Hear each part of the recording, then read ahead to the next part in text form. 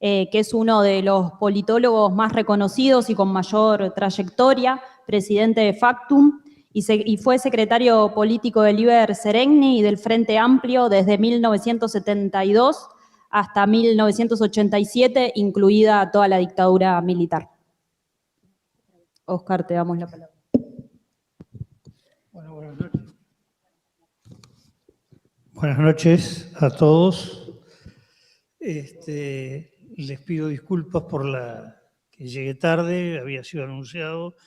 Tuve que hacer algunos malabarismos para poder asistir a raíz de un compromiso que me surgió ya comprometido esta jornada.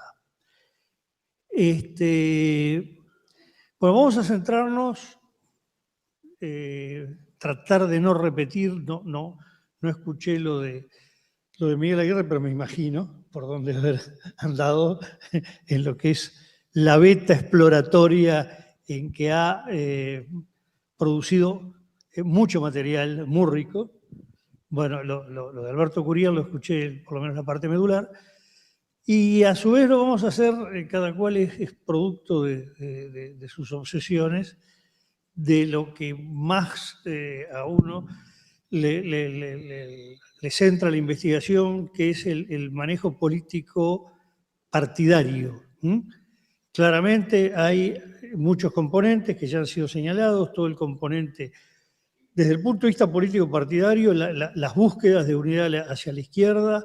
Hubo una frustrada hacia las elecciones de 1958, aprovechando una disposición constitucional que desapareció en el 66, que permitía votar sumando votos Partido Comunista y Partido Socialista. Luego están las dos experiencias simultáneas o sincrónicas, que en realidad colectivamente fue una frustración, el Frente Izquierda de Liberación y la Unión Popular, porque el alcance electoral de ambas sumadas no supera lo que venía siendo la votación de la izquierda anteriormente. Es decir, no se había roto el bipolarismo y la barrera que existía entre lo blanco-colorado, o el bipolarismo tradicional, y lo que estaba fuera de eso. El 62 estuvo muy marcado por la impronta de la Revolución Cubana, y nosotros tenemos la lectura, siempre es más fácil hacer la lectura después que pasa el tiempo, que la diferencia entre el 62 y el 71 fue que el 62 era un acontecimiento lejano que conmovía, que motivaba mucho el país, pero que no cambiaba, no producía arranques de raíces partidarias. En cambio, el 71 se llega después, sobre todo del último quinquenio y el 68, como un elemento clave en particular, que hay una gran conmoción en el Uruguay que afecta, que la vive fundamentalmente dos elementos que se reflejan en la votación del 71 con mucha claridad del Frente Amplio, que es el proceso dentro del sector que genéricamente se denomina trabajadores, es decir, el movimiento asalariados, sindicalizado o sindicalizable, y las capas medias. Por eso es que el 71, y se repite en el 84, la mayor votación del Frente Amplio, que no tiene nada que ver con la distribución del voto que ha habido en los últimos tiempos, estuvo concentrado en lo que eran las coordenadas E, F y M, vale decir, para tomar los centros de cada una, Cerro, La Teja y Pocitos. Eso marca, y la peor votación de todas, la coordinadora, la del eje de Cuchilla Grande, de José Belloni. La I, exactamente. Estaba con una duda entre la H y la I. La coordinadora I. La peor votación de todas. Es decir, eso está marcando el componente de clase social, socioeconómico, que marca el surgimiento del Frente Amplio y cómo, en qué sectores se podía producir ese corte con la segmentación política previa. Desde el punto de vista político partidario, la izquierda propiamente dicha, entendida como tal, lo que venía votando siempre por fuera de los partidos tradicionales y que en general tiene como raíz electoral básica lo que fue la concertación liberal socialista de 1910, luego el Partido Socialista y su bifurcación en Partido Socialista y Partido Comunista. Y ahí viene el proceso directo hacia algo más amplio y distinto. En ese sentido, lo que había logrado tanto el Partido Socialista como el Partido Comunista al conformar la Unión Popular y el Frente Izquierda de Liberación era la salida de figuras, básicamente a nivel relevante parlamentario del Partido Nacional y algunas otras figuras más bien militantes del Partido Colorado. Pero no implicó desgajes grandes de electorado, de segmentos de la ciudadanía. Lo que se observa, sobre todo a partir del 68, es que empieza a haber niveles de desconformidad dentro de los partidos tradicionales con la forma en que esos partidos tradicionales estaban viviendo ese presente. Y eso es lo que empieza. Primero, hay un tema central para esta última etapa desde el punto de vista político partidario. Desde el punto de vista social hay muchas cosas. Un elemento central fue el tema de la enseñanza y particularmente de la intervención de enseñanza secundaria y los movimientos de padres y los movimientos de estudiantes, que fueron uno de los grandes catalizadores, más la movilización sindical, más el papel ya en ese momento venía de décadas o de por lo menos lustros importantes, la FEU. Bueno, se señaló construcciones previas, la Convención Nacional de Trabajadores, el Plenario Obrero Estudiantil, el Congreso del Pueblo. Pero desde el punto de vista político partidario hay un primer mojón cuando el Partido Demócrata Cristiano, que se produce internamente un giro significativo ideológico hacia lo que se puede denominar un social cristianismo de izquierda o izquierdizante, y hace un llamado a lo que fue muy confuso en aquel momento y dio lugar a mucha discusión, la construcción de un tercer partido. Y esa palabra que rechinaba mucho en la izquierda tradicional, pues decía, no, pero partidos somos nosotros, tenía mucho que ver con la visión más común del uruguayo. En el Uruguay había dos grandes partidos, lo que se decía, hay que construir un tercero de magnitud que dispute a estos dos. Es el concepto tercer partido. Y ahí empiezan dentro del Partido Nacional, el Partido Colorado, movimientos que determinan finalmente, entre noviembre y diciembre de 1970, la decisión para la conformación del Frente Amplio. Que las decisiones, sobre todo del Partido Nacional, fueron menores de las expectativas. La del Partido Colorado fueron prácticamente las expectativas. Y viene presidido, el año 70 fue un año muy importante en el entramado de las negociaciones político-partidarias. Claramente había sectores dentro de los partidos tradicionales y del Partido Demócrata Cristiano que hacer una alianza que participara el Partido Comunista era algo complicado, para muchos difícil de tragar. Tanto es así, y acá viene el origen del nombre Frente Amplio, que la discusión era si se hacía un frente reducido o un frente amplio. Es decir, si era un frente donde entraba o no el Partido Comunista. Eso era el lenguaje sencillo. Tanto es así que cuando van decantando los distintos pronunciamientos a favor de un frente amplio, entre otros, sobre todo el problema venía lo que no era la izquierda tradicional. Es decir, a nivel colorado o vallista, el nivel blanco y a nivel demócrata cristiano. Cuando finalmente todo esto decanta hacia un frente amplio, recuerdo, acá está Barayber, que estuvo en muchas de esas conversaciones, que le dije, bueno, ahora hay que ponerle un nombre. Y alguien dijo, con la mayor sencillez de perogrullo, pues ya fue puesto. Se está hablando de construir el Frente Amplio, hay que hacer un Frente Amplio. Bueno, se llama Frente Amplio. Es decir, el nombre realmente surge de una dicotomía previa qué tipo de frente iba a ser.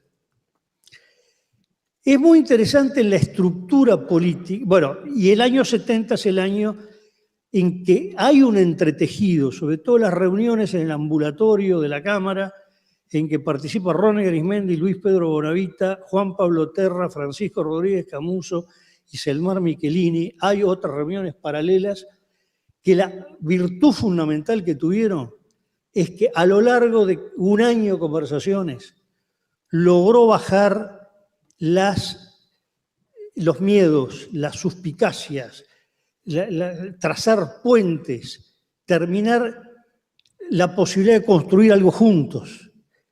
Quien lo venía en 1969 le parecía imposible.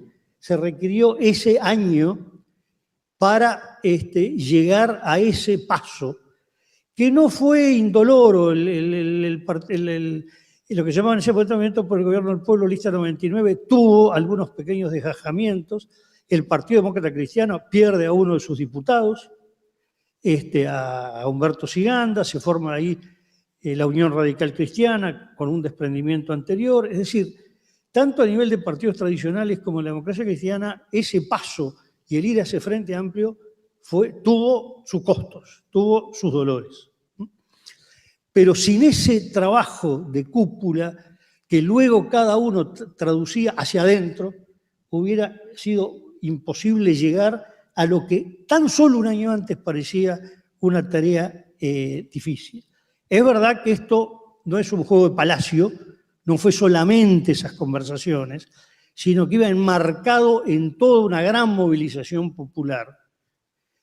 Hubo violencia callejera, hubo grandes movilizaciones, hubo acciones obreras, huelgas, que van, bueno, lo que ya mencioné de los padres y alumnos en secundaria, es decir, que van empujando también a eso. Es decir, no es solo que uno convence al otro en una pieza del ambulatorio del Palacio, sino que hay acciones populares que van empujando hacia esa construcción.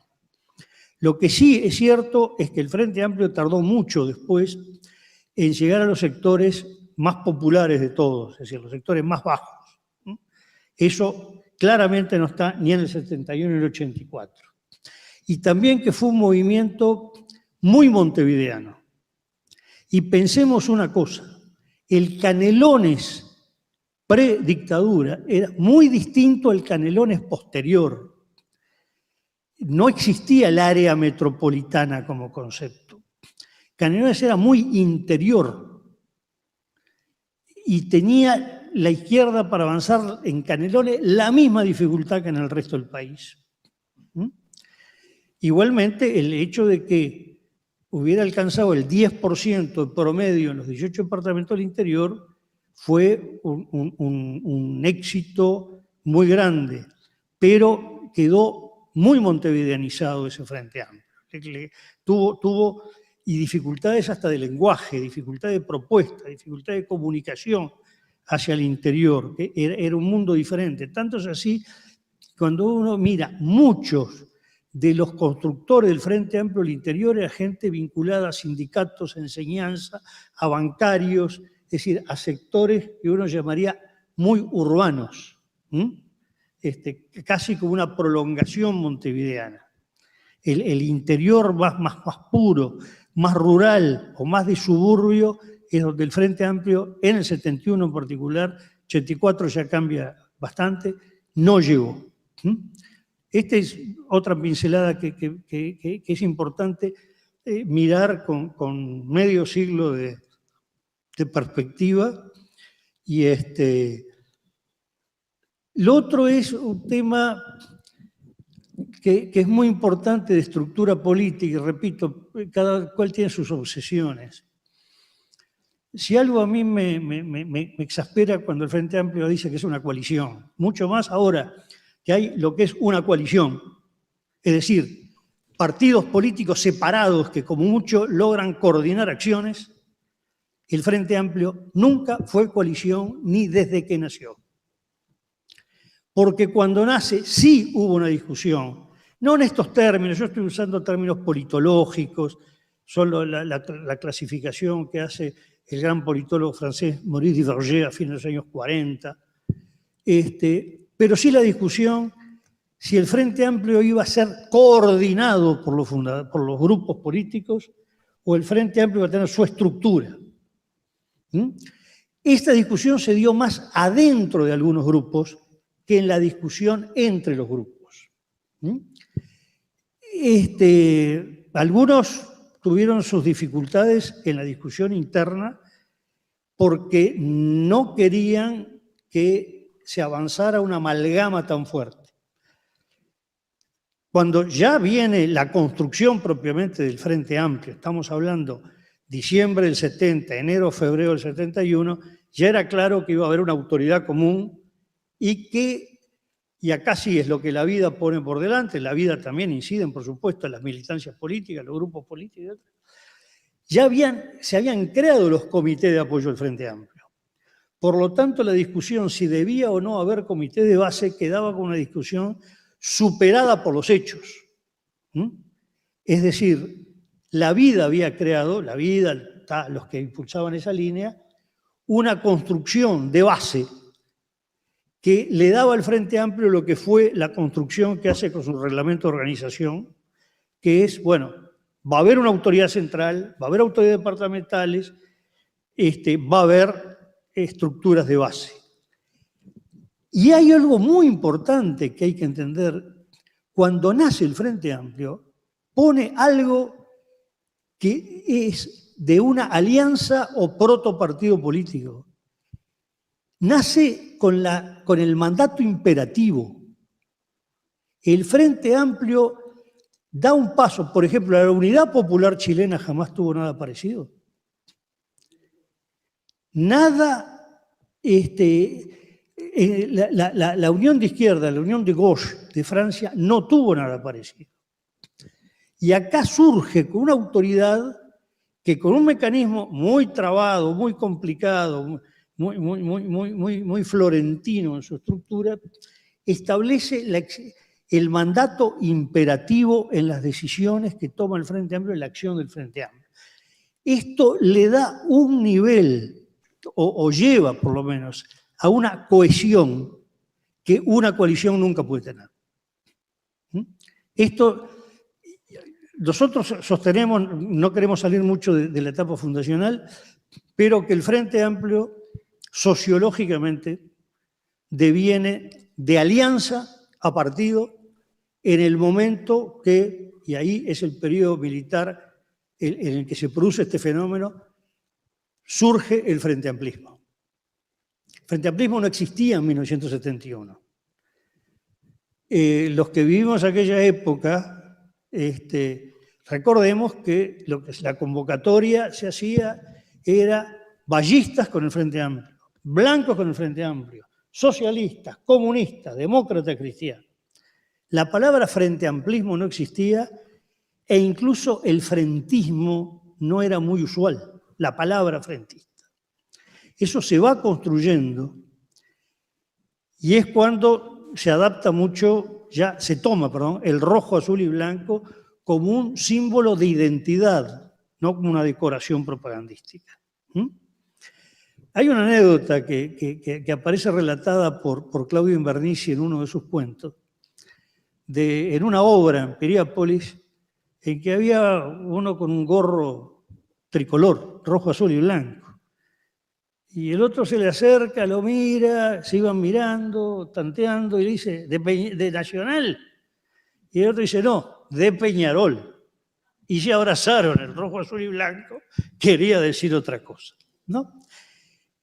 El Frente Amplismo le da al Frente Amplio el contenido sociológico de partido, pero lo que le ha dado un concepto de amalgama.